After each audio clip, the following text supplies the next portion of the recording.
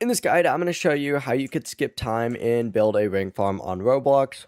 Before we do get into this guide, make sure to like the video and subscribe to the channel with all notifications on. It really does help the channel. It lets us know that you want more content like this. We'd greatly appreciate it. And if at any point throughout this guide you did have any questions, just ask them down in the comment section below and we can help you out further. I'm going to be doing my best to reply to every single comment down there.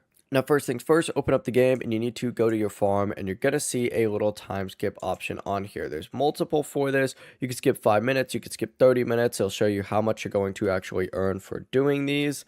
You could also select a 30-minute one that's discounted over here as well. And essentially, you just have to go ahead and purchase it and then hit buy just like so. Now, obviously, if you don't have enough money, the game may offer a Robux option instead, and that is the full process. It really is as simple as that. If you guys had any questions, ask them down in the comment section below, and we can help you out further. I'm going to be doing my best to reply to every single comment down there. Before you do leave this guide, make sure to like the video and subscribe to the channel with all notifications on. It really does help us out, and it lets us know that you want more content like this. We'd greatly appreciate it. Have a great rest of your day, though. Peace.